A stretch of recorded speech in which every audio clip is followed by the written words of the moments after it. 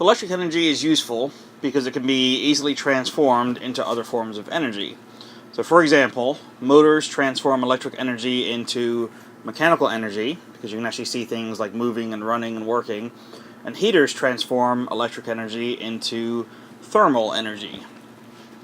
So power is a term we've done before back in mechanics. It's a measure of how quickly energy is transformed.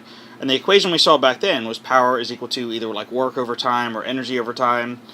And the standard unit for power, if you remember that one, the standard unit is just the watt, W-A-T-T, which is abbreviated as a capital W.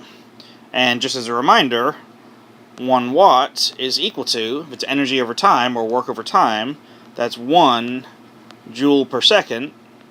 And if you remember a joule, that breaks down into a kilogram meter squared per second squared. So a kilogram meter squared per second squared, and then there's also an additional second in the bottom. So a watt is 1 kilogram meter squared per second cubed.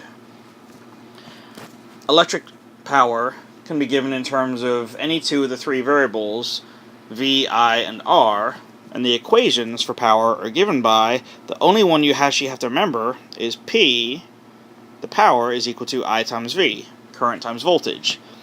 You can express it in a couple other forms, but these forms you don't have to memorize because you can get them from using Ohm's law. Remember, Ohm's law was just V is equal to I times R.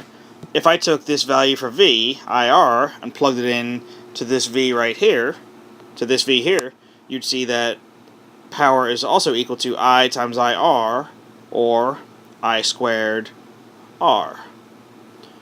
Or, if I rearrange this equation for I, so I is equal to V over R, and plugged it in for the I right here, it would be V over R times V, which is V squared over R. The brightness of a light bulb is actually determined by its power. That's why you see light bulbs rated in like 60 watts or 100 watts. Current or voltage alone is not enough to tell you how bright the light bulb is going to be. So a lot of times on the AP exams they're going to be asking you questions about which light bulb is the brightest in the circuit. You have to calculate the power of each light bulb, the current times the voltage. You can't just rely on just the current or just the voltage. So example 15.5. Electric companies charge people for energy in units of kilowatt hours, or kWh. So an electric heater draws a steady current of 15 amps on a 120 volt line. The first thing you want to do in part A is figure out a conversion factor between kilowatt hours and joules. Because they are equivalent units, a kilowatt hour is just a measure of energy, just like a joule is, but what's the conversion factor? So 1 kilowatt hour, kWh, is equal to, a kilowatt is 1,000 watts, and an hour is 3,600 seconds. So 1,000 times 3,600 is equal to 3.6 times 10 to the 6.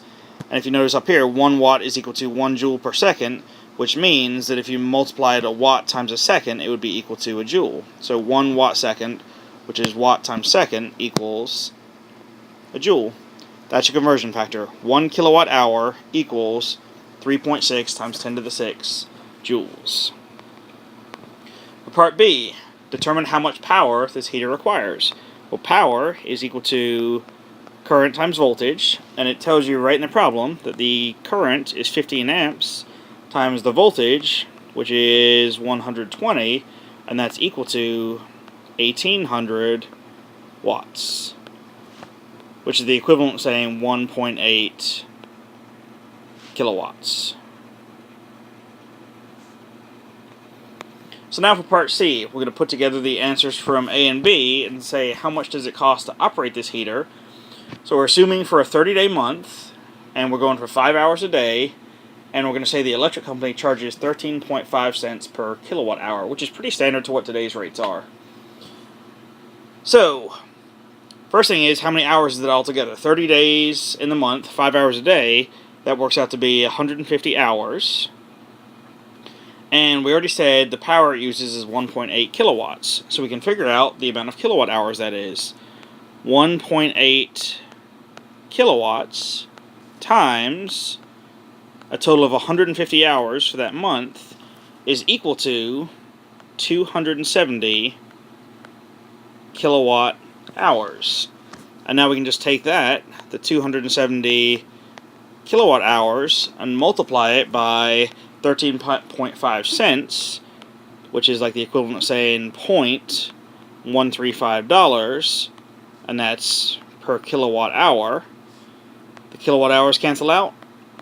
270 times 0.135 is equal to a grand total of $36.45.